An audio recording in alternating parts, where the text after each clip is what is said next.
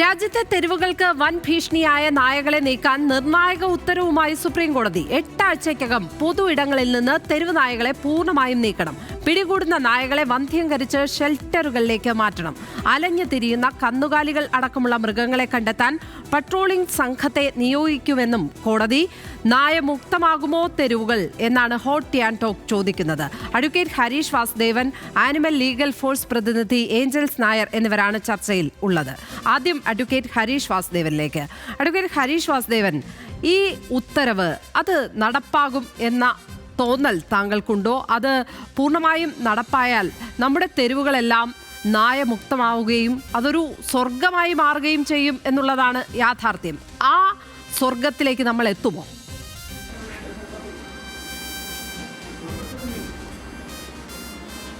Supreme കോടതി പലവട്ടം പരിഗണിച്ചതിന് ശേഷം ഇന്ന് ഇതിന് മുമ്പ് മറ്റൊരു ബെഞ്ചിൻ്റെ വിധിന്യായം അല്ലെങ്കിൽ അതിൻ്റെ ഇടക്കാല ഉത്തരവ് മാറ്റിക്കൊണ്ടുള്ള ഒരു നടപടിയാണ് ഇന്ന് വന്നിട്ടുള്ളത്.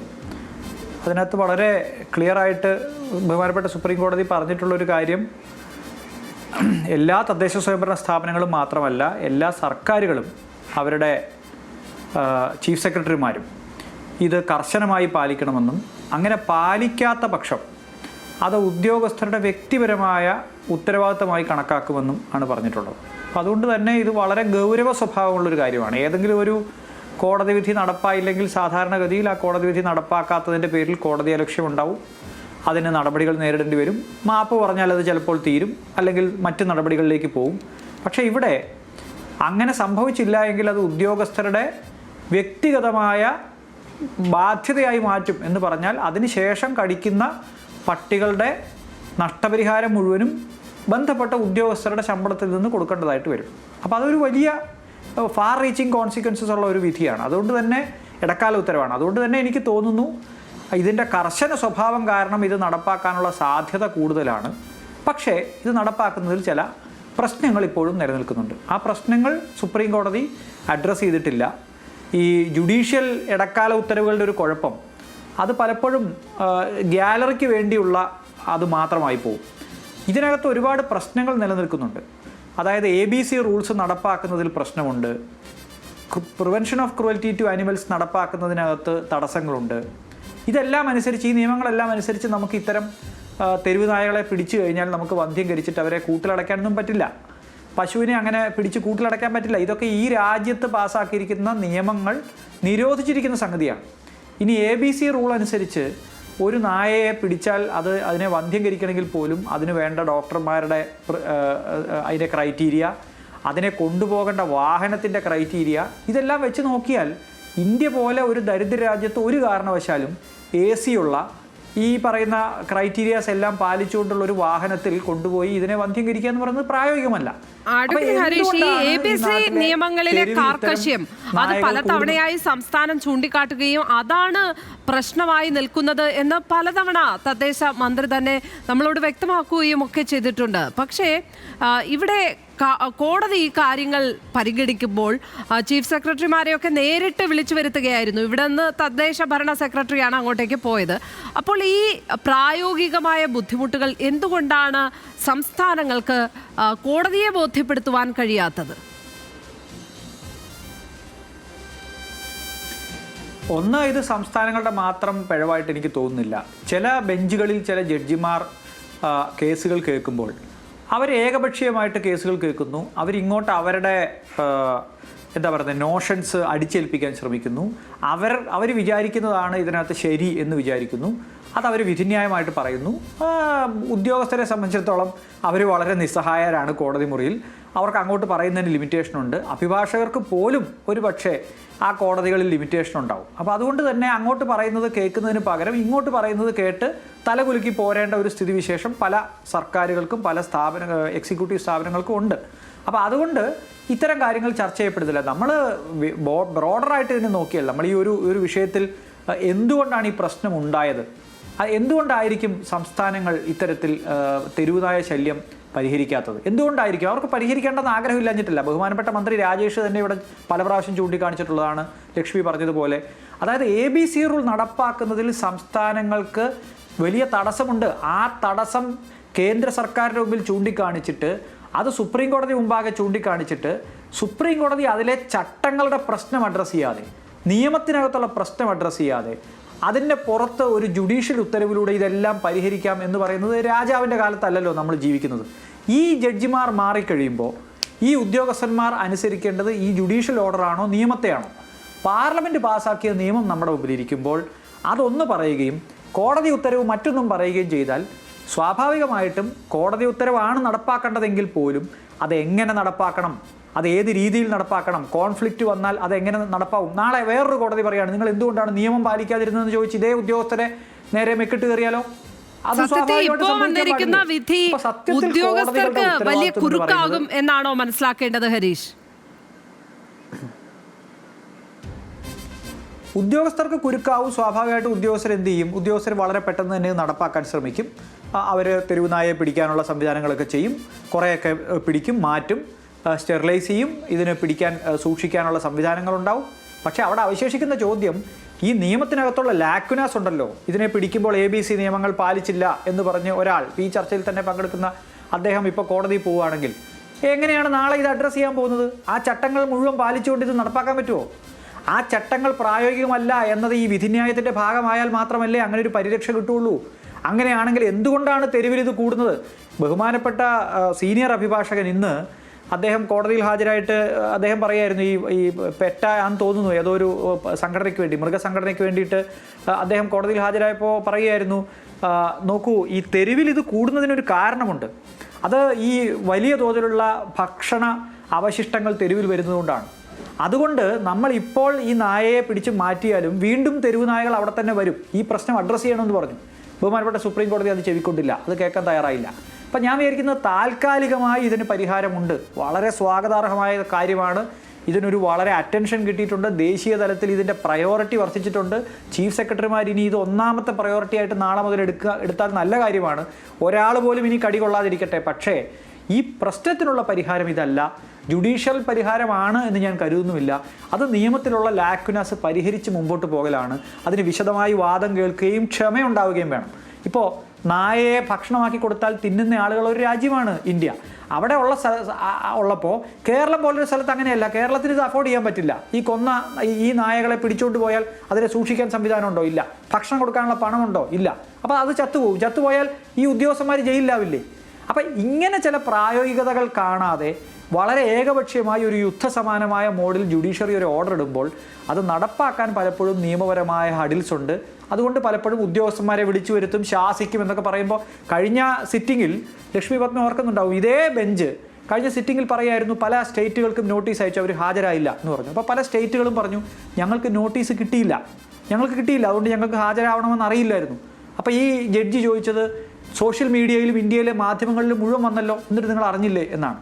സോഷ്യൽ മീഡിയയിലും മാധ്യമങ്ങളിലും വരുന്നതുകൊണ്ടാണോ കോടതി ഓർഡർ വിശ്വസിക്കേണ്ടത്? അങ്ങനെയല്ല. അങ്ങനെ ഒരു കോടതി പറയാനും പാടില്ല. അപ്പോൾ ബഹുമാനപ്പെട്ട കോടതി ഇതിൻ്റെ വരുംവരായികൾ പരിശോധിച്ച് ഇത് നടപ്പാക്കപ്പെടുന്നുണ്ട് എന്ന് ഉറപ്പുവരുത്തുന്ന ഒരു സിസ്റ്റം കൂടി ഇതിൻ്റെ കൂടെ ഉണ്ടാക്കേണ്ടതാണ്.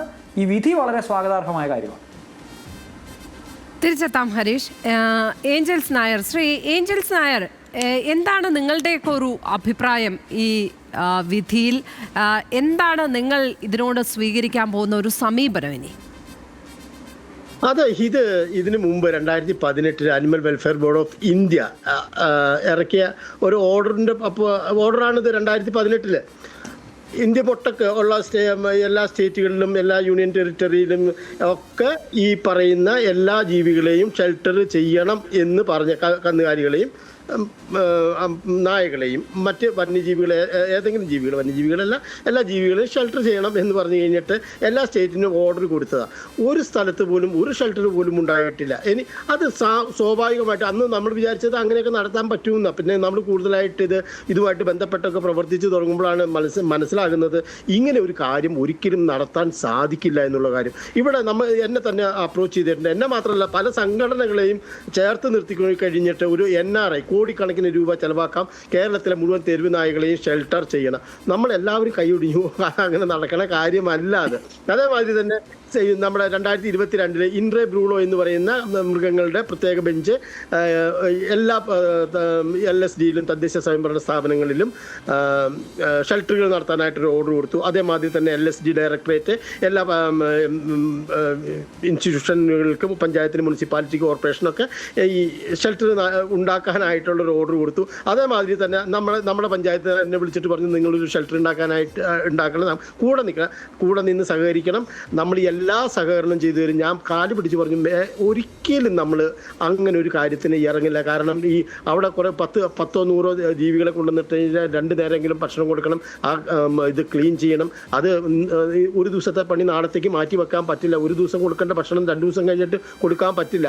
അപ്പോൾ ഇപ്പോൾ ഏകദേശം ഈ പറയുന്ന യാതൊരുവിധ പ്രാക്ടിക്കൽ സെൻസും ഇല്ലാതെയാണ് കോടതി ഉത്തരവ് ഇട്ടിരിക്കുന്നത്. അതായത് 1 കോടി, എൻ്റെ കുറഞ്ഞ ഒരു കണക്ക്, ഒരു ചെറിയ അസംഷൻ, 1 കോടി നായകൾ ഇവിടെ ഇന്ത്യയിലുണ്ട് എന്നുള്ളതാണ്. കേരളത്തിൽ ഏറ്റവും കുറഞ്ഞത് 10 ലക്ഷം. കേരളത്തിൽ 10 ലക്ഷം കൂട്ടി കഴിയുമ്പോൾ ഞാൻ കുറഞ്ഞത് 1.5 കോടിയിലേക്ക് കൂടുതൽ ഉണ്ട് എങ്കിൽ 1 കോടി നമുക്ക് കണക്ക് കൂട്ടാൻ എളുപ്പമായിരിക്കും. പക്ഷേ ഈ 1 കോടി നായകൾക്ക് 10 രൂപയുടെ ഭക്ഷണം കൊടുക്കുകയാണെങ്കിൽ, ഇപ്പോൾ അവർ തെരുവിൽ അലഞ്ഞ് വിലയില്ലാത്ത ഭക്ഷണം കൊടുക്കണം, വേസ്റ്റ് സ്കവഞ്ചറാണ് ഇപ്പോൾ നിൽക്കുന്നത്. ആ ഭക്ഷണം 10 രൂപയ്ക്ക് 100 പട്ടികളെ നിർത്തി കഴിഞ്ഞ് കഴിഞ്ഞാൽ ഒരാളെ ജോലിക്കെങ്കിലും നിർത്തേണ്ടി വരും. അപ്പോൾ ആ കോസ്റ്റോടെ ഇട്ട് കഴിഞ്ഞാൽ 15 രൂപയായി. അപ്പോൾ ഒരു ദിവസം ഒരു പട്ടിക്ക് ചിലപ്പോൾ 15 രൂപ വെച്ച് എടുത്തു കഴിഞ്ഞാൽ അതിനകത്ത് 5 രൂപ അതിൻ്റെ കെയർ ടേക്കറിൻ്റെയാണ്. 15 കോടി രൂപ, അതായത് 1 കോടി പട്ടിക്ക് 15 കോടി രൂപ ഒരു ദിവസം ഉണ്ടാക്കണം. ഇത് എവിടെ നിന്ന് സാധിക്കും? ഉണ്ടാവാൻ യാതൊരു കാരണവശാലും. ഇനി ഒരു ഷെൽട്ടർ കെട്ടണമെന്നുണ്ടെങ്കിൽ ഇവിടെ നിങ്ങൾക്കറിയാം, ബസ് ഷെൽട്ടർക്ക് നിങ്ങൾ MLA ഫണ്ട് ഉപയോഗിച്ച്, MP ഫണ്ട് ഉപയോഗിച്ചൊക്കെ ബസ് ഷെൽട്ടറുകൾ പണിതിരിക്കുന്നതൊക്കെ നിങ്ങൾക്ക് കാണാൻ പറ്റും. 25 ലക്ഷം രൂപ, 4 കസേര ഉണ്ടാവും, 4 പേർക്ക് ഇരിക്കാവുന്ന ഒരു സ്ഥലമൊക്കെ ഉണ്ട്. അതിനാണ് 25 ലക്ഷം രൂപ. അപ്പോൾ സാധാരണ ഒരു ഷെൽട്ടർ പണിയുമ്പോഴത്തേക്ക് 1 കോടി രൂപയെങ്കിലും ചിലവാകും. അങ്ങനെ ഏകദേശം 2 ലക്ഷം LSD ഇന്ത്യയിലുണ്ട്. ഈ 2 ലക്ഷം അതിൻ്റെ കണക്കൊന്ന് കൂട്ടി നോക്കി കഴിയുമ്പോൾ നിങ്ങൾക്ക് ഏകദേശം 1.5 ലക്ഷം കോടി രൂപ വേണം ഈ പറയുന്ന ഒരു ഷെൽട്ടർ പണിയാനായിട്ട്. ഇപ്പോൾ കഴിഞ്ഞ ആഗസ്റ്റ് 22 ഇതേ ബെഞ്ചിൽ നിന്നും ഒരു ഉത്തരവ് പുറപ്പെടുവിച്ചിട്ടുണ്ടായിരുന്നു. അതായത് എല്ലാ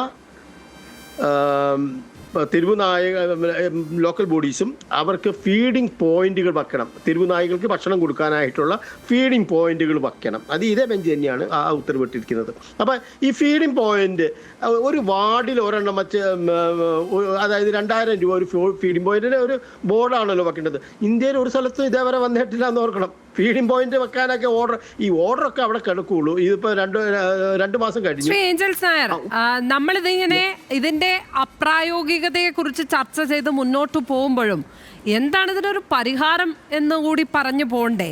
കഴിഞ്ഞ 5 വർഷത്തിനിടെ കേരളത്തിൽ മാത്രം പേവിഷബാധയേറ്റ് മരിച്ചത് 114 പേരാണ്. 13 ലക്ഷത്തോളം പേർക്ക് 5 വർഷത്തിനിടെ കടിയേറ്റിട്ടുണ്ട്. ഈ കണക്കുകളുടെ ഒരു ഭീകരത നമ്മൾ പരിശോധിക്കണം. നമ്മൾ ആര് തന്നെ റോഡിലേക്ക് ഇറങ്ങിയാലും ഒരു നായ കടിക്കുവാനുള്ള സാധ്യത അവിടെ ഉണ്ട് എന്നുള്ളതാണ്. നമുക്കറിയാം ഈ പേവിഷബാധ ഏറ്റുള്ള മരണത്തിൻ്റെ ഒരു ഭീകരത എന്താണെന്ന് ആലോചിക്കാൻ പോലും വയ്യ. എല്ലാവരും മരിക്കും, പക്ഷേ ഇങ്ങനെയൊക്കെ മരിക്കേണ്ടി വരിക എന്ന് പറയുന്നത് നമുക്ക് ചിന്തിക്കാൻ പറ്റാത്തൊരു കാര്യമാണ്. ആ ഒരു സാധ്യത, ആ ഒരു സാഹചര്യം, അങ്ങനെ ഒരു വിധി നമ്മുടെ എല്ലാവരെയും കാത്ത് അങ്ങനെ ഒരു നമുക്ക് മേളിൽ തൂങ്ങുന്നുണ്ട് എന്ന് പറയുന്നത് തന്നെ ഭീതിതമാണ്. നമ്മുടെ തെരുവുകളിൽ അങ്ങനെ സംഭവിക്കുന്നത്. അപ്പോൾ എന്താണ് ഒരു പരിഹാരം ശരിക്കും? അല്ല, ഈ കള്ളക്കണക്കുകൾ എന്തിനാണ് ഈ കേരള സർക്കാർ ഇതേപോലുള്ള കള്ളക്കണക്കുകൾ അടിച്ചിറക്കിക്കൊണ്ട്, അതായത് നിങ്ങളെ തെറ്റിദ്ധരിപ്പിക്കുന്ന കണക്കുകളാണ് ഇപ്പോൾ നിങ്ങൾ പറഞ്ഞിരിക്കുന്ന എല്ലാവരും തന്നെ കേരളത്തിലെ എല്ലാ മാധ്യമങ്ങളിലൊക്കെ വന്നുകൊണ്ടിരിക്കുന്നത്. 4.5 ലക്ഷം 5.5 ലക്ഷം പേരെ കടിച്ചു എന്നൊക്കെ പറഞ്ഞു. അത് ഇവിടെ വാക്സിൻ എടുക്കുന്ന ആളുകളുടെ കണക്കാണ്. അത് അതായത് പേവിഷബാധ ഇപ്പൊ എന്റെ വീട്ടിൽ എന്നെ ഈ മരിച്ച ആളുകളുടെ എണ്ണത്തിലൊക്കെ ആരാണ് ഏഞ്ചൽസ് നായർ കള്ളം പറയുന്നത്? മരിച്ച ആളുകളുടെ കാര്യം നമുക്ക് മുന്നിലുള്ളതല്ലേ? കുട്ടികളടക്കം മരിച്ചത് നമ്മൾ കണ്ടതല്ലേ? ആളുകളുടെ കണക്ക് എന്ത് കഴിയുന്നുണ്ട്? അതിനകത്ത് ഈ കേരളത്തിന്റെ കണക്കും കേന്ദ്രത്തിന്റെ കണക്കും, അതായത് ഈ വർഷം ഏപ്രിൽ 1 ഏപ്രിൽ 1 കേൾക്കുന്നുണ്ടോ? ഹലോ, പറഞ്ഞോളൂ. അതായത് ഈ വർഷം ഏപ്രിൽ 1 ഹൈബി ഈഡന് കൊടുത്തിരിക്കുന്ന മറുപടി, ലോക്സഭയിൽ കൊടുത്തിരിക്കുന്ന മറുപടി പ്രകാരം 2022 കേരളത്തിൽ മരിച്ചിരിക്കുന്നത് 0, ആരും മരിച്ചിട്ടില്ല. പക്ഷേ ഇവിടുത്തെ കണക്കാരും പേരാണ് മരിച്ചിരിക്കുന്നത്. എങ്ങനെയാണ് ഈ 2 കണക്കുകൾ വന്നിരിക്കുന്നത്? അതായത് ഇവിടെ വലിയ ഭീകരത സൃഷ്ടിക്കുന്നു എന്ന പേരിൽ കള്ളക്കണക്കുകൾ പടച്ചു. തിരിച്ചെത്താം താങ്കളിലേക്ക്. ആ കണക്ഷന് ചെറിയ പ്രശ്നമുണ്ട്, അത് ശരിയാക്കി തിരിച്ചെത്താം. ഹരീഷ് വാസുദേവൻ, ഇതിനകത്ത് ഈ സ്റ്റേറ്റ് ഇങ്ങനെ കണക്ക് പെരുപ്പിച്ച് കാണിക്കുന്നു എന്നുള്ളതാണ് മൃഗപ്രേമികൾ പറയുന്നത്, നായപ്രേമികൾ പറയുന്നത്. അവരതങ്ങനെ പറഞ്ഞുകൊണ്ടേയിരിക്കുകയാണ്. മാധ്യമങ്ങളിൽ അത്തരം വാർത്തകൾ വരുമ്പോഴും ഇത് നമ്മൾ എന്തോ ഭീതി ഉണ്ടാക്കുന്നു എന്ന തരത്തിലുള്ള വിമർശനങ്ങളാണ് എപ്പോഴും ഉണ്ടാകുന്നത്. പക്ഷേ അത് അങ്ങനെയല്ല എന്നുള്ളത് യാഥാർത്ഥ്യമാണെന്ന് താങ്കൾക്കും അറിയാം. ഈ ദിവസങ്ങളിലൊക്കെ ഇന്ന് പോലും വന്നിട്ടുണ്ട് 7 പേരെ തെരുവുനായ ആക്രമിച്ചു എന്ന് പറയുന്നത്. ഇതൊന്നും ആരും കള്ളം പറയുന്നതല്ലല്ലോ. അപ്പോൾ ഇങ്ങനെ ഒരു പ്രചരണം മറു സൈഡിൽ നിന്ന് വരുന്നത് കാര്യങ്ങളെ വലിയ തോതിൽ കോംപ്ലിക്കേറ്റഡ് ആവുകയല്ലേ ചെയ്യുന്നത്, സങ്കീർണമാക്കുകയല്ലേ ചെയ്യുന്നത്?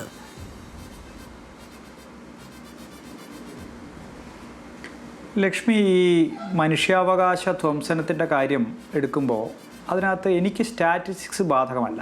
ഇന്ത്യയുടെ കോൺസ്റ്റിറ്റ്യൂഷൻ പ്രവർത്തിക്കുന്നത് സ്റ്റാറ്റിസ്റ്റിക്സിൻ്റെ അടിസ്ഥാനത്തിലല്ല. ഇന്ത്യയിലെ 140 കോടി ആളുകൾ ഉള്ളതുകൊണ്ട് അതിൽ ഒരാളെ പട്ടി കടിച്ചു കൊന്നുള്ളൂ, അതുകൊണ്ട് കുഴപ്പമില്ല എന്ന് വിചാരിക്കാൻ സർക്കാരിന് പറ്റില്ല. ഭരണഘടന ഇന്ത്യയിലുള്ള മുഴുവൻ പേർക്കും ഈ പ്രൊട്ടക്ഷൻ കൊടുക്കുന്നുണ്ട്. അതുകൊണ്ട് എന്നെ സംബന്ധിച്ചിടത്തോളം ഞാൻ ഈ കണക്കുകൾ പരിഗണിക്കുന്നേയില്ല. ഞാനിപ്പോൾ ഇരുന്ന് നിങ്ങളോട് സംസാരിക്കുന്ന എൻ്റെ ഓഫീസിലിരുന്നിട്ടാണ്. ഇവിടുന്ന് നടന്ന് ഞാൻ കോടതിയിലേക്കോ വലതുവശത്തേക്ക് നടന്നാൽ ഞാൻ എൻ്റെ വീട്ടിലേക്കോ പോകുന്നതിൻ്റെ വഴിയിൽ മുഴുവൻ പട്ടികളാണ്. അതുകൊണ്ട് തെരുവുനായ കടിക്കാൻ സാധ്യതയുണ്ട് എന്നുള്ള പൊട്ടൻഷ്യൽ ത്രെട്ട് കാരണം നടത്തം രാവിലെ അവസാനിപ്പിച്ച ആളാണ് ഞാൻ. അതുകൊണ്ട് തന്നെ എന്നെ സംബന്ധിച്ചിടത്തോളം എൻ്റെ ലൈഫിന് നേരെ വരുന്നൊരു ത്രെട്ടിൻ്റെ പുറത്തല്ല ഒരു തരത്തിലുള്ള സ്റ്റാറ്റിസ്റ്റിക്സും. നമ്മുടെ മുമ്പിൽ സ്റ്റാറ്റിസ്റ്റിക്സ് ഉണ്ട്, അത് വേറെ വിഷയമാണ്. ഞാൻ പറഞ്ഞത് സ്റ്റാറ്റിസ്റ്റിക്സ് കൊണ്ട് നമുക്ക് എന്തെങ്കിലും പെരുപ്പിച്ച് കാണിച്ചത് കൊണ്ടോ കാണിക്കാതിരുന്നത് കൊണ്ടോ ഈ പ്രശ്നത്തിന് പരിഹാരമില്ല. ഇത് പ്രശ്നം നമ്മുടെ മുമ്പിലുണ്ട്. തെരുവുനായ എന്ന് പറയുന്ന ഒരു പ്രശ്നം തന്നെയാണ്. അത് എങ്ങനെ ഉണ്ടായി? അത് ഈ മനുഷ്യർ തന്നെ ഉണ്ടാക്കിയതാണ്, ഈ സർക്കാരുകൾ തന്നെ ഉണ്ടാക്കിയതാണ്.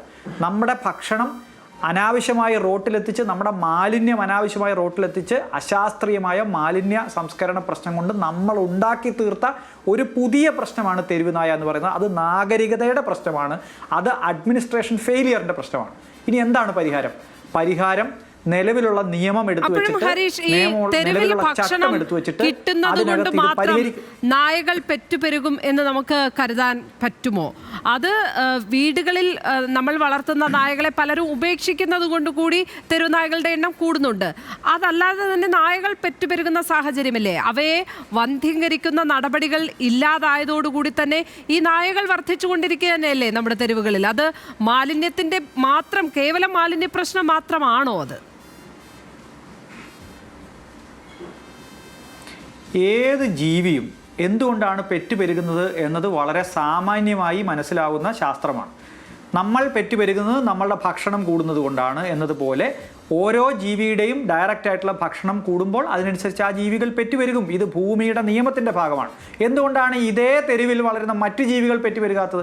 കൊതുക് കേരളത്തിൽ പെറ്റുപെരുകുന്നുണ്ട്. കാരണം കൊതുകിന് വളരാൻ ആവശ്യമായ സാഹചര്യം നമ്മൾ ഉണ്ടാക്കി വെച്ചിട്ടുണ്ട്. ആ സാഹചര്യം ഇല്ലാതാക്കിയാണ് നമ്മൾ കൊതുകിനെ കൊല്ലുക. ഓരോ കൊതുകിനെയും പിടിച്ച് നമ്മൾ കൊല്ലുകയല്ല ചെയ്യുന്നത്. കൊതുക് വളരുന്ന സാഹചര്യം ഇല്ലാതാക്കിയിട്ടാണ് നമ്മൾ കൊതുക് നിർമ്മാർജ്ജനം നടപ്പാക്കുന്നത്. എന്ന് പറയുന്ന പോലെ ഇവിടെ ഓരോ ജീവിയും, മറ്റു ജീവികൾ ഒരുപാടുണ്ടല്ലോ, എന്താ കൂടുതലായിട്ട് പെറ്റുപെരുകാത്തത്? നായയുടെ ഭക്ഷണം കൂടുന്നുണ്ട് എന്നുള്ളതൊരു യാഥാർത്ഥ്യമാണ്. ആ നായ തെരുവിലേക്ക് വരുന്നത് ആളുകളുടെ ലൈസൻസിങ് ഇല്ലാത്ത, ലൈസൻസിങ് കണ്ടീഷൻസ് പാലിക്കാത്ത ആളുകൾ വീട്ടിൽ നിന്ന് ഇറക്കി വിടുന്നുണ്ടായിരിക്കും. പക്ഷേ ഇറക്കി വിടുന്നത് ഒരു നായയാണെങ്കിലും അത് പല നായകളായി മാറുന്നത്, അതായത് ലക്ഷ്മിക്ക് അറിയാമല്ലോ, നമ്മളെല്ലാ ജീവികളെയും ഇങ്ങനെ പിടിച്ച് വന്ധ്യം കരിച്ചിട്ട് തിരിച്ച് തെരുവിൽ വിട്ടിട്ടല്ലോ നമ്മൾ അങ്ങനെ പോറ്റാൻ സാധിക്കില്ലോ. നാളെ ഈ നായയ്ക്ക് പകരം വേറൊരു ജീവിയാണ് ഇതുപോലെ പെറ്റുവരുന്നെങ്കിലോ നമ്മൾ അതിനെല്ലാം പിടിച്ച് വന്ധ്യം കരിക്കാൻ നിൽക്കുമോ? അതൊരു അപ്രായോഗികമായ സംഗതിയാണ്. ചില കാര്യങ്ങളിൽ കള്ളിങ് എന്ന് പറയുന്നത് കൺസർവേഷൻ്റെ ഭാഗമാണ്. സെലക്റ്റീവായി കൊല്ലുക എന്ന് പറയുന്നത് കൺസർവേഷൻ്റെ ഭാഗമാണ്. അതിനെ ദ്രോഹിക്കാതെ അത് അർഹിക്കുന്ന രീതിയിൽ വളരെ ശാസ്ത്രീയമായ രീതിയിൽ അതിനെ കള്ളി ചെയ്യുക എന്ന് പറയുന്നത് ഇതിൻ്റെ ശാസ്ത്രീയമായ സമീപനത്തിൻ്റെ ഭാഗമാണ്. നമ്മുടെ സമൂഹത്തിൽ അത് ചെയ്യാൻ ചില തടസ്സങ്ങളുണ്ട്. നിയമത്തിനുള്ള തടസ്സങ്ങൾ എന്താണ്? അത് പരിഹരിക്കാനാണ് കോടതി വളരെ വിശദമായി പരിശോധിച്ച് നിയമത്തിലും ചട്ടത്തിലുമുള്ള പ്രശ്നങ്ങൾ പരിഹരിച്ച് യൂണിയൻ ഗവൺമെൻറ്റിനോടും സ്റ്റേറ്റ് ഗവൺമെൻറ്റിനോട് പറയണം. ഞാൻ ഒരു കാര്യം കൂടി പറഞ്ഞാൽ ഒരുപക്ഷെ ആളുകൾക്ക് ഇത് എളുപ്പം മനസ്സിലാവും. ഇന്ന് സുപ്രീം കോടതി പറഞ്ഞതിൽ പ്രധാനപ്പെട്ട ഒരു ഡയറക്ഷൻ എന്താണെന്ന് അറിയാമോ?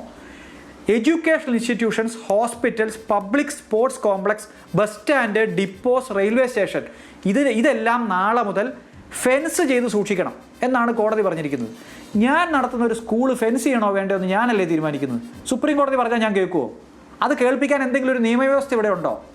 ഇനി ബസ് സ്റ്റാൻഡ് ഫെൻസ് ചെയ്യണമെന്ന് പറയുന്നു. ബസ് അകത്തോട്ട് കയറാനും പുറത്തോട്ട് ഇറങ്ങാനും ഒരു സംവിധാനം ഇല്ലേ? അതിലൂടെ പട്ടിക്ക് കയറരുതോ?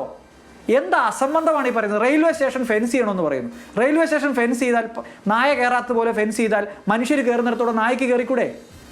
ഇതൊക്കെ ഏതോ സ്വർഗത്തിലിരുന്നു കൊണ്ടാണ് ഇത്തരത്തിലുള്ള ഡയറക്ഷൻസ് ഇഷ്യൂ ചെയ്യുന്നത്. എന്നിട്ട് ഇത് കംപ്ലൈ ചെയ്തില്ലെങ്കിൽ സെക്രട്ടറിമാരെ ശിക്ഷിക്കുമെന്ന് പറയുന്നു. ചീഫ് സെക്രട്ടറി പറഞ്ഞാൽ ഏതെങ്കിലും പ്രൈവറ്റ് ഹോസ്പിറ്റൽസോ അല്ലെങ്കിൽ പ്രൈവറ്റ് സ്ഥാപനങ്ങളോ അവർ ഫെൻസ് ചെയ്യണമെന്ന് നിർബന്ധമുണ്ടോ? ഏതെങ്കിലും നിയമത്തിൽ പറയുന്നുണ്ടോ അത് ഫെൻസ് ചെയ്തില്ലെങ്കിൽ പ്രശ്നം ഉണ്ടാകുന്നു? അപ്പം ഞാൻ പറഞ്ഞ ഇതിൻ്റെ പ്രധാനപ്പെട്ട പരിഹാരം നിലവിലുള്ള ചട്ടത്തിലും നിയമത്തിലുമുള്ള പ്രശ്നങ്ങൾ പരിഹരിക്കുക. ബാക്കി അതത് തദ്ദേശ സ്വയംഭരണ സ്ഥാപനങ്ങൾ നോക്കിക്കോളും. ഇനി അതല്ല, നിയമം പരാജയപ്പെടുകയാണെങ്കിൽ ലക്ഷ്മി എഴുതി വെച്ചോളൂ, നാട്ടുകാർ നിയമം കയ്യിലെടുത്ത് ഇത് ചെയ്യും. അൺഫോർച്ചുനേറ്റ് സിറ്റുവേഷൻ ക്രിയേറ്റ് ചെയ്യുകയാണ് ഇവിടെ ചെയ്തുകൊണ്ടിരിക്കുന്നത്. സോഷ്യൽ മീഡിയ തുറന്നാൽ നമുക്കറിയാം എങ്ങനെയാണ് തെരുവ് നായയെ കൊല്ലേണ്ടത് എന്നത്.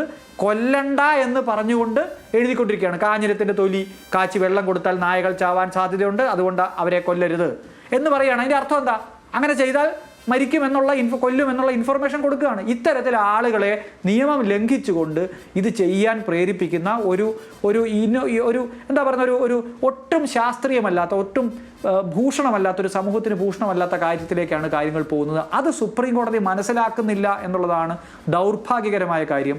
തുറന്ന ചർച്ച വേണ്ടി വന്നാൽ ബഹുമാനപ്പെട്ട സുപ്രീം കോടതിയുടെ ഈ ബെഞ്ച് ഒരു ദിവസം സമ്പൂർണ്ണമായി ഇതിന് മാറ്റിവെച്ച് നിലവിലെ ചട്ടങ്ങൾ പരിഷ്കരിച്ച്, ഇപ്പോൾ നേരത്തെ ശ്രീ ഏഞ്ചൽ നായർ ചൂണ്ടിക്കാണിച്ചൊരു ചോദ്യം ബാക്കി നിൽക്കുന്നു. ഈ പിടിച്ചുകൊണ്ടുപോയ നായകൾക്ക് ആരാണ് തീറ്റ കൊടുക്കുക? എവിടെയാണ് അതിന് ഫണ്ട്? ഇത് പിടിച്ചുകൊണ്ടുപോകാൻ എത്ര വാഹനങ്ങൾ വേണം? ഇതെവിടെ? ഇതൊന്നും നോക്കാതെ ആകാശത്തിരുന്ന് ഇന്ത്യക്ക് മുഴുവൻ ഒറ്റ ഡയറക്ഷൻ കൊടുത്തു കഴിഞ്ഞാൽ ഇത് നടപ്പാവുമോ? നടപ്പാക്കപ്പെടുന്ന നിർദ്ദേശങ്ങളാണ് കൊടുക്കേണ്ടത്. സുപ്രീം കോടതിയുടെ എത്രയോ നിർദ്ദേശങ്ങൾ നടപ്പാക്കപ്പെടാതെ കിടക്കുന്നു. അത് വളരെ കഷ്ടമാണ്. എന്നെപ്പോലുള്ള അഭിഭാഷകർക്ക് അത് വളരെ സങ്കടകരമായ കാര്യമാണ്. കാരണം ഈ രാജ്യത്തെ പരമോന്നത നീതിപീഠം പറഞ്ഞിട്ട് പോലും ഇവിടെ ഒരു കാര്യം നടപ്പാക്കപ്പെടുന്നില്ലല്ലോ എന്ന് സാധാരണക്കാരായ ആളുകൾ പറയുന്നൊരു സ്ഥിതിവിശേഷം ഉണ്ടാവും. അതുകൊണ്ട് നടപ്പാക്കപ്പെടുന്ന ഉത്തരവുകൾ കൊടുക്കുകയും ഇത് പ്രയോറിറ്റിയിൽ കൊണ്ടുവരികയും അവർക്ക് ഫണ്ട് അനുവദിക്കുകയും. എത്ര ഫണ്ടുണ്ട് നമുക്ക്? ഈ ആളുകളുടെ ജീവൻ രക്ഷിക്കാൻ ഫണ്ടില്ല എന്നാണ് പറയുന്നത്. സെൻട്രൽ ഗവൺമെൻറ്റിനോട് പറയണം ABC റൂൾസ് ഭേദഗതി ചെയ്യാൻ. എന്താ പറയാത്തത്? അത് പറയാനുള്ള ചങ്കൂറ്റം ബഹുമാനപ്പെട്ട സുപ്രീം കോടതി കാണിക്കാതിരിക്കുകയും സംസ്ഥാന സർക്കാരുകളുടെ കീഴിലുള്ള ചീഫ് സെക്രട്ടറിമാരുടെ നേരെ ചാടുകയും ചെയ്താൽ ഈ പ്രശ്നത്തിന് പരിഹാരം ഉണ്ടാവുമെന്ന് എനിക്ക് തോന്നുന്നില്ല. ശാസ്ത്രീയമായ സമീപനം നേരത്തെ പറഞ്ഞു വരുമ്പോ ഡിസ്കണക്ട് ആയി പോയിട്ടുണ്ടായിരുന്നു. ഇതിനകത്ത് നിങ്ങൾ മുന്നോട്ട് വയ്ക്കുന്നത് എന്താണ് ഒരു പരിഹാരം? കാര്യങ്ങളെ ഇങ്ങനെ കോംപ്ലിക്കേറ്റഡ് ആയി മുന്നോട്ട് കൊണ്ടുപോയാൽ മാത്രം പോരല്ലോ. എന്താണ് ഈ നായസ്നേഹികൾ അടക്കമുള്ളവർ, മൃഗസ്നേഹികൾ അടക്കമുള്ളവർ മുന്നോട്ട് വയ്ക്കുന്ന പരിഹാരം എന്താണ്? ഇത് സ്റ്റേറ്റ് കണക്ക് പെരുപ്പിച്ച് കാണിച്ചു എന്നൊക്കെ പറഞ്ഞ് നമ്മളെപ്പോഴും ആ സംവിധാനങ്ങളെ കുറ്റം പറഞ്ഞുകൊണ്ട് ഇരുന്നിട്ട് കാര്യമില്ല. ഈ നായ കടിക്കുന്നതും ആളുകൾ മരിക്കുന്നതും ഒക്കെ നമ്മുടെ മുന്നിലുള്ള യാഥാർത്ഥ്യങ്ങളാണ്. അതൊന്നും ഒറ്റപ്പെട്ട സംഭവങ്ങളല്ല എന്ന് തെളിയിക്കാൻ വേണ്ടിയിട്ടാണ് ഈ ഭീതിതമായ കണക്ക് ഞാൻ പറഞ്ഞത്. അത് ചിലപ്പോൾ ഒന്നോ രണ്ടോ പിഴവ് അങ്ങോട്ടോ ഇങ്ങോട്ടോ വന്നിട്ടുണ്ടാകാം. പക്ഷേ ആ കണക്കിൽ പിഴവുണ്ട് എന്ന് പറയുന്നതിനും അപ്പുറം ഇവിടെ മനുഷ്യർക്കത് സംഭവിക്കുന്നുണ്ട് എന്നുള്ളത് യാഥാർത്ഥ്യമാണല്ലോ. എന്താണ് ഒരു പരിഹാരം ശരിക്കും? അല്ല, ഇതിനകത്തുള്ള ഏറ്റവും വലിയൊരു ഇഷ്യൂ, ഏറ്റവും കൂടുതൽ ഈ മാലിന്യങ്ങൾ വലിച്ചെറിയുമ്പോഴല്ല ആ ജീവി പെരുകുന്നത്. ഞാൻ പണ്ട് ഒരാളോട് പറഞ്ഞിരുന്നു അതിന് മറുപടി, ഞാൻ അതിവിടെ പറയുന്നില്ല. അവർ ആരോഗ്യൻ്റായിട്ട് സംസാരിച്ചത് കാരണമാണ്. ഭക്ഷണം കഴിച്ച് കഴിയുമ്പോഴത്തേക്ക് ഇതുങ്ങളുടെ എണ്ണം കൂടുമൊന്നുമില്ല. അതായത് സ്കാവഞ്ചറാണ് ഇപ്പോൾ നിലവിൽ ഈ തെരുവുനായകൾ എന്ന് പറയുന്നത്. എപ്പോഴും ഒരു സ്കാവഞ്ചറാണ്. അതായത് സിറ്റി ക്ലീൻ ചെയ്തുകൊണ്ടിരിക്കുന്ന ഒരു ജീവിയാണത്. അതുകൊണ്ട് അവർക്ക് പ്രത്യുൽപാദനം കൂടില്ല. ഭക്ഷണം കഴിച്ച് കഴിഞ്ഞാൽ പ്രത്യുൽപാദനം അല്ല കൂടുക. അപ്പോൾ അതവിടെ നിൽക്കട്ടെ. അപ്പോൾ ഈ ഏറ്റവും കൂടുതൽ തെരുവ് നായകളെ സൃഷ്ടിക്കുന്ന ഒരു ഇൻസ്റ്റിറ്റ്യൂഷൻ എന്താണെന്ന് വെച്ച് കഴിഞ്ഞാൽ അത് ഈ പെറ്റ് ഷോപ്പുകളും ബ്രീഡേഴ്സുമാണ്. അവരാണ് ഏറ്റവും കൂടുതൽ നായകളെ ഉൽപ്പാദിപ്പിച്ച് ഇങ്ങനെ കച്ചവടത്തിന് വിടുന്നത്. നമുക്ക് വളരെ ഈ പെറ്റായിരിക്കുമ്പോൾ പട്ടിക്കുഞ്ഞുങ്ങളെയൊക്കെ ഭയങ്കര രസമായിരിക്കും, ക്യൂട്ടായിരിക്കും. ഒരു 2 മാസം കഴിയുമ്പോൾ അതിൻ്റെ ക്യൂട്ട്നെസ്സൊക്കെ തീർന്നു കഴിയുമ്പോൾ ഇത് സ്വാഭാവികമായിട്ടും വലിയ വില കൊടുത്ത് മേടിച്ചതാണെങ്കിലും നേരെ തെരുവിലേക്ക് ആയിരിക്കും വലിച്ചെറിയപ്പെടുക മിക്ക നായകളും. അങ്ങനെ ഈ നല്ല നായകൾ വരുമ്പോൾ പഴയ നായകളെ എടുത്ത് തെരുവിലേക്ക് ഇടും. അങ്ങനെയുള്ളൊരു സ്ഥിരമായിട്ടുള്ള സ്ഥിതിവിശേഷം. ഇപ്പം നിങ്ങൾക്ക് റോഡിലേക്ക് നോക്കിക്കഴിയുമ്പോൾ ഇവിടെ എല്ലാം ബ്രീഡ് ഡോഗ്സാണ് കിടക്കുന്നത്. അതിനകത്ത് നല്ലതിനൊക്കെ ചിലരൊക്കെ വീണ്ടും പറക്കി എടുത്തു കൊണ്ടുപോയി ചെറിയ ചെറിയ രോഗങ്ങളുള്ളതിനെ ചികിത്സിച്ചിട്ട് വീണ്ടും വിൽപ്പന നടത്തുന്ന വലിയൊരു സംഘം തന്നെ ഇവിടെ ഉണ്ട്. അപ്പോൾ ഈ തെരുവ് നായകളെ ഏറ്റവും കൂടുതൽ ഉൽപ്പാദിപ്പിച്ച് വിടുന്ന ഈ ബ്രീഡേഴ്സ് എന്നവരെ എന്തുകൊണ്ട് ഈ കോടതികൾ നിരോധിക്കുന്നില്ല? ഈ പെറ്റ് ഷോപ്പുകൾ നിങ്ങൾ കണ്ട ചെറിയ ചെറിയ തത്തമ്മ വളർത്തുന്ന കൂടുകളിലൊക്കെയാണ് ഈ ഓരോ പട്ടിക്കുഞ്ഞുങ്ങളിട്ട് എല്ലാം നിങ്ങൾക്ക് കാണാൻ പറ്റും. ഒരു സിറ്റിയിൽ ഒരു ടൗണിൽ ചെന്ന് കഴിഞ്ഞാൽ എറണാകുളത്ത് കുറഞ്ഞത് ഒരു 1500 പട്ടികളെ ഇതേമാതിരി പെറ്റ് ഷോപ്പുകൾ ഈ എറണാകുളം ആ ഏരിയയിൽ നോക്കിക്കഴിഞ്ഞാൽ 1500ഓളം പട്ടിക്കുഞ്ഞുങ്ങൾ വിൽക്കാൻ വച്ചിരിക്കുന്നത് നിങ്ങൾക്ക് കാണാൻ പറ്റും. തിരുവനന്തപുരത്ത് പോയി കഴിഞ്ഞാൽ അത് തന്നെ ആ ഓരോ സിറ്റികളിൽ ഓരോ കോർപ്പറേഷനുകളിൽ നോക്കിക്കഴിഞ്ഞാൽ ഏകദേശം 1500 ഇപ്പം 50,000 1 ലക്ഷം പട്ടിക്കുഞ്ഞുങ്ങളെ വിൽക്കാനായിട്ട് ഇവിടെ വച്ചിട്ടുണ്ട്. എന്തുകൊണ്ട് ഇവരെ നിരോധിക്കുന്നില്ല? ഇതിങ്ങനെ മാക്സിമം ഇങ്ങനെ ബ്രീഡേഴ്സിനെ പ്രോത്സാഹിപ്പിച്ചുകൊണ്ടിരിക്കും, പെറ്റ് ഷോപ്പുകൾ പ്രോത്സാഹിപ്പിച്ചുകൊണ്ടിരിക്കും. എന്നിട്ട് ഈ പറയുന്ന രീതിയിൽ ഇതുമായിട്ട് യാതൊരു ബന്ധമില്ലാത്ത യാതൊരുവിധ പ്രാക്ടിക്കലായിട്ട് നടപ്പാകാൻ ഒരു 1% പോലും സാധ്യതയില്ലാത്ത ഈ ഗവൺമെൻറ് ഉദ്യോഗസ്ഥന്മാരുടെ മേലിലേക്ക് അടിച്ച് ഭീഷണിപ്പെടുത്തുന്ന ഒരു രീതിയാണ് ഇപ്പോൾ കോടതി സമീപിച്ചിരിക്കുന്നത്. അതിനകത്ത് ഒന്നാമതായിട്ട് നടത്തുന്നത് പെറ്റ് ഷോപ്പ് ബ്രീഡേഴ്സ് പൂർണ്ണമായിട്ട് നിരോധിക്കുക. ABC റൂൾസ് ഞങ്ങൾ കൃത്യമായിട്ട് തൃശ്ശൂർ കോർപ്പറേഷനിൽ ഞങ്ങൾ മാന്യമായിട്ട് നടത്തുന്നുണ്ട്. അവിടെ ഒരു പ്രശ്നവുമില്ല. അവിടെ ആ റൂളിന് യാതൊരുവിധ തടസ്സങ്ങളില്ല. കാരണം ഞങ്ങളാണ് അനിമൽ ലീഗൽ ഫോഴ്സാണ് അവിടെ മോണിറ്ററിംഗ് കമ്മിറ്റിയിൽ ഇരിക്കുന്നത്. ഞങ്ങൾ ശരിക്കും വാച്ച് ചെയ്യുന്നുണ്ട്. അതിൻ്റെ ഓരോരോ സ്റ്റെപ്പുകളും കറക്റ്റായിട്ടാണ് ചെയ്യേണ്ടത്. ആ ഒരു എക്സ്പേർട്ട് അതിനകത്ത് ഇത്തിരി എക്സ്പീരിയൻസ് വേണം ഇത്തരം കാര്യങ്ങൾ ചെയ്യാനായിട്ട്. ഒരു മന്ത്രി ഇരുന്ന് പറഞ്ഞു കഴിഞ്ഞാൽ മന്ത്രിക്ക് അറിയില്ലല്ലോ. മന്ത്രിക്ക് ഇങ്ങനെയുള്ള കാര്യങ്ങൾ അതിനുള്ള ഇപ്പം ശാസ്ത്രീയമായിട്ട് ചെയ്യുക. നമ്മൾ കോടതിയിൽ വച്ചിരുന്നത് ശാസ്ത്രീയമായിട്ട് ABC ചെയ്യാനായിട്ട് എല്ലാ ജില്ലാ പഞ്ചായത്തിലും എല്ലാ പഞ്ചായത്ത് ലോക്കൽ ബോഡീസിലും ഒരു മൃഗാശുപത്രി ഉണ്ട്. അവിടെ ഒരു സർജിക്കൽ റൂം കൺസ്ട്രക്ട് ചെയ്യുക എന്നുള്ളത്. അതുമാത്രമല്ല മൊബൈൽ യൂണിറ്റുകൾ അങ്ങനെ സംവിധാനം ഇല്ലാത്തടത്ത് ഒരു മൊബൈൽ യൂണിറ്റുകൾ സംവിധാനം ഒരുക്കുക എന്നുള്ളതാണ്. അപ്പോൾ ഇതൊക്കെ നമ്മൾ കോടതിയിൽ വെച്ച് കോടതി അങ്ങനെ എല്ലാവർക്കും ഡയറക്ഷൻ കൊടുക്കുകയും കൂടി ചെയ്തു. അതിനുശേഷം എല്ലാ ലോക്കൽ ബോഡീസിലും ഒരു animal birth control monitoring committee വരെ ഉണ്ടാക്കി. പിന്നീട് ഈ പറയുന്ന സംസ്ഥാന ഗവൺമെൻറ് അവിടെ ഇതൊന്നും ചെയ്യാതെ 2 ബ്ലോക്കുകൾ പിടിച്ചു കഴിഞ്ഞിട്ട് പരീക്ഷണാടിസ്ഥാനത്തിൽ 3-4 വർഷമായിട്ടോ പരീക്ഷണാടിസ്ഥാനത്തിൽ തുടങ്ങിയിട്ട് ഇതവരെ അതായത് പൂർണ്ണ പരീക്ഷണം തീർന്നിട്ടില്ല. അപ്പം ഇത് നടക്കരുത്. അതായത് ഈ ABC എന്ന് പറയുന്ന ആ പരിപാടി വന്ധ്യംകരണം നടക്കരുത് എന്നുള്ളത് ഗവൺമെൻറ്റിൻ്റെ ആവശ്യം. എന്താണ് ഇതിന് പിന്നിൽ? ഇവർക്ക് ഈ പിടിവാശിയിൽ അതായത് ഓരോ പഞ്ചായത്തിലും ഇത് അന്ന് നമ്മൾ പറഞ്ഞ ഇന്ന് കേരളത്തിലെ തെരുവുനായ ഇല്ല. അതിനുള്ള പ്രാരംഭ നടപടികൾ സ്വീകരിക്കുകയും ചെയ്തിരുന്നു. പിന്നെ അത് നടത്താതെ പോയത് എന്തിനാ? തെരുവിൽ നായകൾ വേണം. തെരുവിൽ നായകൾ വന്നാൽ മാത്രം പോരാ, അവ കടിക്കണം. കടിച്ചാലാണ് നമുക്ക് പേവിഷബാധയ്ക്കുള്ള മരുന്ന് മറ്റേ റാബീസ് വാക്സിൻ നമുക്ക് ചിലവാക്കാൻ പറ്റുള്ളൂ. അതിന് പിന്നെ വലിയ മരുന്ന് കമ്പനികളും വലിയ മാഫിയകളുമാണ് ഈ പട്ടികടിയുടെ പിന്നിൽ നിൽക്കുന്നത്. അപ്പോൾ ഈ വാക്സിൻ വിറ്റഴിക്കപ്പെടാൻ വേണ്ടി സംവിധാനങ്ങൾ തെരുവുകളിൽ തെരുവുനായ പെരുകട്ടെ എന്ന് വിചാരിക്കുകയാണ് സർക്കാർ സംവിധാനങ്ങൾ എന്നതാണോ നിങ്ങളുടെ ഒരു അഭിപ്രായം, ആരോപണം? അതെ, അത് തന്നെയാണ്. അത് നമ്മുടെ കയ്യിൽ കൃത്യമായിട്ട് അത് കോടതി ഡയറക്ഷൻ ഉണ്ടല്ലോ. ഞാൻ തന്നെയാണ് അത് കോടതിയിൽ ആവശ്യപ്പെട്ടിരുന്നത്. ഇതിനു മുമ്പ് കുടുംബശ്രീ ആയിരുന്നു ചെയ്തത്. ഈ കുടുംബശ്രീനെ നിരോധിപ്പിച്ചതും ഞാൻ തന്നെ കോടതിയിൽ പോയിട്ടായിരുന്നു. അപ്പോൾ നമ്മൾ കൃത്യമായിട്ട് ഇതിൻ്റെ പ്രായോഗികമായിട്ട് ചെയ്തു തീർക്കേണ്ടത് എങ്ങനെ എന്നുള്ള ഒരു മാർഗനിർദ്ദേശം കോടതിക്ക് നൽകി. അതായത് ഹൈക്കോടതി അത് പ്രകാരം ഒരു ഓർഡർ ഇട്ടു.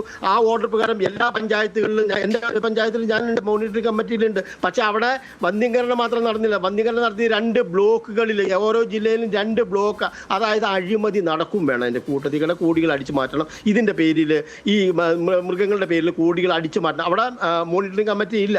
അപ്പോൾ ഇത് ഒരു പഞ്ചായത്തിലാണെങ്കിൽ നമുക്ക് ഒരു സുതാര്യത കൂടും. കാരണം ഒരു പഞ്ചായത്തിൽ ഒരു നായ വന്നിട്ടുണ്ടെങ്കിൽ എല്ലാവർക്കും അറിയാൻ പറ്റും. പക്ഷേ ഒരു ബ്ലോക്കിൽ വന്നു കഴിഞ്ഞാൽ നമുക്ക് അത് പറയാൻ പറ്റില്ല എങ്ങനെയാണെന്ന്. അപ്പോൾ അതായത് ഇപ്പോൾ ഇവിടെ ഹൈദരാബാദ് കേന്ദ്രമായിട്ട് പ്രവർത്തിക്കുന്ന ഈ റാബീസ് വാക്സിൻ പ്രൊഡ്യൂസ് ചെയ്യുന്ന കമ്പനിയുടെ ഒരു വർഷത്തെ വിറ്റുവരവ് $160 മില്യൺ അവർ ആഫ്രിക്കൻ രാജ്യങ്ങളിലേക്ക് കൊടുക്കുന്നുണ്ട്. അവരുടെ ലക്ഷ്യം 2030 കൂടിയിട്ട് വിപണി ഡബിളാക്കുക എന്നുള്ള ഒരു മാർഗത്തിലാണ് അവർ നിൽക്കുന്നത്. അതായത് ചുമ്മാ വിപണി വലുതാകില്ല, ഒരു മാർക്കറ്റ് സൈസ് വലുതാക്കണം എന്നുണ്ട് എങ്കിൽ പട്ടി കടിക്കണം, ആ പട്ടികൾക്ക് പേ ഉണ്ടാവണം. എവിടെ നിന്നാണ് ഈ പട്ടികൾക്ക് പേ ഉണ്ടായിരിക്കുന്നത് എന്ന് ഏതെങ്കിലും ഒരു ഗവൺമെൻറ് അന്വേഷിച്ചിട്ടുണ്ടോ? നിപ്പ വൈറസ് വന്നു, അവിടെ കണ്ടെയ്ൻമെൻറ്റ് സോൺ നടത്തി അതിൻ്റെ ഒറിജിൻ എവിടെ എന്ന് അവർ കണ്ടുപിടിക്കാനുള്ള ശ്രമം നടത്തി. ഇവിടെ അതിനേക്കാൾ എളുപ്പമാണ് ഒരു നായയ്ക്ക് പേവിഷബാധ വന്നിട്ടുണ്ടെങ്കിൽ അത് കണ്ടുപിടിക്കുക. അങ്ങനെ ഏതെങ്കിലും ഒരു ശ്രമം. ഇപ്പം മലപ്പുറത്ത് ഒരു പേവിഷബാധ ഏറ്റ നായ വരുന്നു.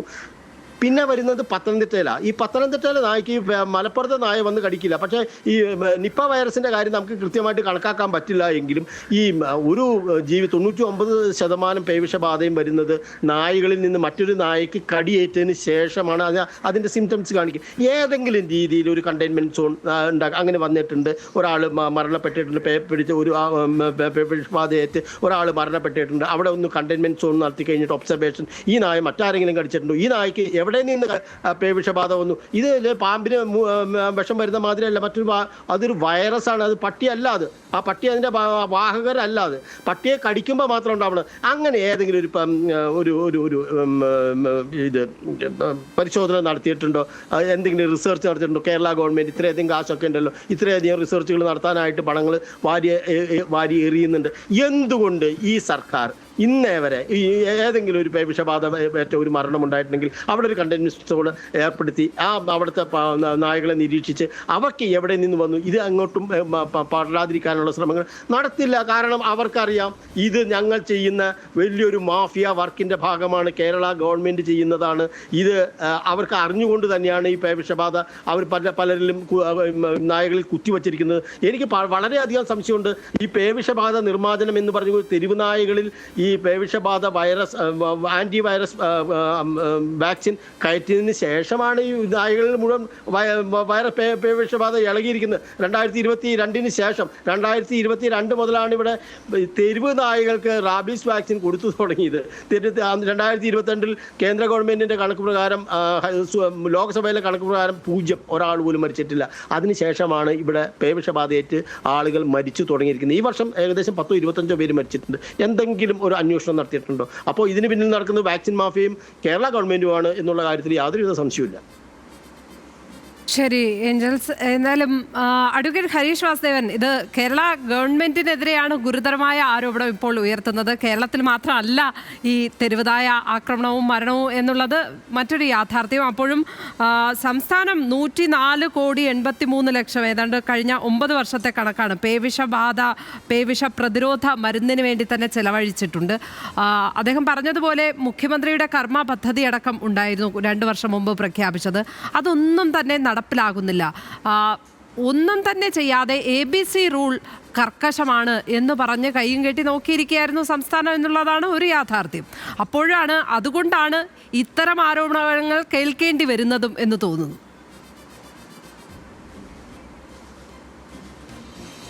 നാട്ടിൽ ഇറങ്ങി പ്രവർത്തിക്കുന്ന ആളുകൾക്ക് മുഴുവൻ അറിയാം, പഞ്ചായത്തുകളുമായി ബന്ധപ്പെട്ട് അല്ലെങ്കിൽ മുനിസിപ്പാലിറ്റികളുമായി ബന്ധപ്പെട്ട്, ഞാനൊക്കെ കോർപ്പറേഷനുമായി ബന്ധപ്പെട്ട് അവിടുത്തെ മെമ്പർമാരും കൗൺസിലർമാരും അവിടുത്തെ ഉദ്യോഗസ്ഥരുമായി ബന്ധപ്പെട്ട് ഈ വിഷയം പരിഹരിക്കാൻ ഇറങ്ങുമ്പോൾ അറിയാം സർക്കാർ എന്തുമാത്രം പ്രഷറാണ് ഇവർക്ക് കൊടുത്തുകൊണ്ട് ഇത് എങ്ങനെയെങ്കിലും ഈ പ്രശ്നം തീർക്കാൻ വേണ്ടി. കാരണം ഇത് ജനങ്ങളുടെ മുമ്പിൽ നേരിട്ട് നിൽക്കുകയല്ലേ. ഇത് എൻ്റെ വീടിൻ്റെ പരിസരത്ത് എവിടെയെങ്കിലും ഒരാളെ കടിച്ചാൽ ഞാൻ ഈ സർക്കാരിനെ വെറുതെ വിടുവോ? ഈ കോർപ്പറേഷനെ വെറുതെ വിടുവോ? വേറെ നിങ്ങൾ എനിക്ക് റോഡ് തന്നാലും ഇനി സ്വർണ്ണത്തളികയിൽ നിങ്ങൾക്ക് പായസം വെച്ച് തന്നാലും ഞാൻ വെറുതെ വിടുമോ? ഇതൊരു വലിയ പ്രശ്നമല്ലേ നമ്മുടെ മുമ്പിൽ? ഞാനതല്ലേ പറഞ്ഞത്, ഇതിനകത്ത് പൈസ കൊടുത്താൽ പരിഹരിക്കാൻ പറ്റുന്നൊരു പ്രശ്നമല്ല. ഞാൻ വ്യക്തിപരമായി പറയാം, സർക്കാരും കോടതിയും ഇതിന് പരിഹാരം കാണുന്നില്ല എങ്കിൽ സ്വന്തമായി ലൈസൻസ് ഉള്ള തോക്ക് മേടിച്ച്, ഗൺ ലൈസൻസ് ഉള്ള തോക്ക് മേടിച്ച് വെടിവെച്ച് വന്നാൽ ഞാനിത് പരിഹരിക്കുള്ളൂ. കാരണം എൻ്റെ സ്വയരക്ഷ എൻ്റെ മാത്രം ഉത്തരവാദിത്വമാണല്ലോ. അപ്പോൾ അങ്ങനെയല്ല നമ്മളിതിനെ കാണേണ്ടത്. ഇത് സമഗ്രമായി പരിഷ്കരിക്കാൻ സർക്കാർ ശ്രമിച്ചുകൊണ്ടിരിക്കുക. സർക്കാർ മുന്നോട്ട് വെച്ച പ്രധാനപ്പെട്ട പ്രശ്നം ABC റൂൾസാണ്. ABC റൂൾസ് വായിക്കുന്ന ആളുകൾക്കറിയാം ഇതെല്ലാം. അതുപോലെ പ്രിവെൻഷൻ ഓഫ് ക്രൂവൽറ്റി ആക്ടിനകത്തെ അമെൻഡഡ് പ്രൊവിഷൻ നോക്കിയാൽ നമുക്കറിയാം ഇത് പ്രായോഗികമായി ഇത് ബുദ്ധിമുട്ടാണ്. ഇപ്പോൾ എല്ലാവരും ഈ വന്ധ്യകരണത്തെ പറ്റി ഇത്ര കാര്യമായിട്ട് പറയുന്നു. ഞാൻ ചോദിക്കട്ടെ, വന്ധ്യകരണം എന്നുള്ളത് ലോങ് ഡിസ്റ്റൻസിൽ മാത്രം നമുക്ക് പരിഹാരം എന്താണെന്നൊരു പ്രശ്നമില്ല. അത് ഒരുപാട് വർഷം കഴിഞ്ഞിട്ടല്ലേ അതിൻ്റെ റിസൾട്ട് കിട്ടുള്ളൂ. ഇന്ന് വന്ധ്യംകരിച്ചൊരു പട്ടി നാളെ എന്നെ കടിക്കില്ലെന്ന് എന്താ ഉറപ്പ്? എന്നെ കടിക്കാൻ വരുന്ന പട്ടി വന്ധ്യംകരിച്ചാണോ അല്ലയോ എന്ന് പരിശോധിക്കുന്നതിന് മുമ്പ് കടിച്ചിട്ട് പോവില്ലേ? അപ്പം അതുകൊണ്ട് ആൻറ്റി റാബിസ് മാത്രമാണോ പ്രശ്നം? എനിക്ക് ആൻറ്റി റാബിസ് അല്ല കേട്ടോ പ്രശ്നം. എന്നെ റാബിസ് ഏൽക്കുന്നുണ്ടോ ഇല്ലയോ എന്നുള്ളതല്ല എൻ്റെ പ്രശ്നം. എനിക്ക് സ്വതന്ത്രമായി എൻ്റെ തെരുവിലൂടെ നടക്കുക എന്നുള്ള സ്വാതന്ത്ര്യം തന്നെയാണ് പ്രശ്നം. എന്നെ കടിച്ചാൽ എനിക്ക് വേദനിച്ചാൽ എനിക്ക് പ്രശ്നമുണ്ട്. അത് എല്ലാ കുട്ടികൾക്കും എല്ലാ ആളുകൾക്കും അത് പ്രശ്നം തന്നെയാണ്. പ്രായമുള്ള ആളുകൾക്കും ഒക്കെ പ്രശ്നമാണ്. അതുകൊണ്ട് തന്നെ ഇതിനകത്ത് റാബിസ് മാത്രമല്ല പ്രശ്നം, സ്വതന്ത്രമായി തെരുവുകളിലൂടെ നടക്കാനുള്ള മനുഷ്യൻ്റെ അവകാശം തന്നെയാണ് പ്രശ്നം. ഈ നായകൾ മുമ്പ് ഇത്രയും അക്രമകാരികളായിരുന്നില്ല. ആ അക്രമം ഉണ്ടായതിൻ്റെ പിന്നിൽ ചില കാരണങ്ങളുണ്ട്. നേരത്തെ ശ്രീ ഏഞ്ചൽ നായർ ചൂണ്ടിക്കാണിച്ച് ഉൾപ്പെടെയുള്ള കാരണങ്ങളുണ്ട്. മനുഷ്യർ പെറ്റ് ഡോഗ്സിനെ വിൽക്കാൻ സ്വാതന്ത്ര്യം കൊടുക്കുന്നു, ലൈസൻസ് ഇല്ല, ഒരു വശത്തുകൂടി കച്ചവടം പൊരുപിടിക്കുന്നു, അപ്പുറത്തെ ആളുകൾ ഈ എഡ്യൂക്കേറ്റഡ് ആയിട്ടുള്ള ആളുകൾ ഈ വൃത്തികേട് കാണിക്കുന്നു. അപ്പോൾ അതുകൊണ്ട് ഇതിൻ്റെ പരിഹാരം അടിയന്തരമായി ഇവരെ തെരുവിൽ നിന്ന് നീക്കം ചെയ്യുക എന്നുള്ളതാണ്. നീക്കം ചെയ്ത് പാർപ്പിക്കുന്നതിനിടയിൽ ചിലത് ചത്തുപോകും. അത് ചത്തുപോയാൽ സഹിക്കുക, വേറെ വഴിയില്ല. മനുഷ്യരാശിക്ക് മുന്നോട്ട് പോയേ മതിയാവൂ. പക്ഷേ പരിഹാരം ജുഡീഷ്യൽ ഓർഡർ അല്ല, പരിഹാരം സമഗ്രമായിട്ടുള്ള നിയമപരിഷ്കരണമാണ്. അതിനുള്ള സമയം കോടതി കണ്ടെത്തണം. കോടതി കണ്ടെത്തുന്നില്ല എങ്കിൽ കേരളം ഉൾപ്പെടെയുള്ള സ്റ്റേറ്റ് അതിന് ആവശ്യപ്പെടണം. അതിൽ കക്ഷി ചേർന്നിട്ടായാലും മറ്റാളുകളും സിവിൽ സൊസൈറ്റിയിലെ ആളുകളും ആവശ്യപ്പെടണം. ബഹുമാനപ്പെട്ട കോടതിയെ ഈ കാര്യം പറഞ്ഞ് ധരിപ്പിച്ച് ഈ പ്രശ്നത്തിന് പരിഹാരം കണ്ടില്ലെങ്കിൽ ഇത് കേവലമായ ഉത്തരവായി മാറും. ജസ്റ്റിസ് വിക്രം നാഥ് റിട്ടയർ ചെയ്യുമ്പോൾ ഈ വിധിയുടെ വാലിഡിറ്റിയും അവസാനിക്കും. ആളുകൾ മറ്റൊരു വിധിയായി ഇത് ഓഫീസിൽ അട്ടത്ത് വയ്ക്കുന്നൊരു സ്ഥിതി ഉണ്ടാവും. നന്ദി അഡ്വക്കേറ്റ് ഹരീഷ് വാസുദേവൻ, ഒപ്പം ഏഞ്ചൽസ് നായർ ചർച്ചയിൽ എത്തിയതിന്.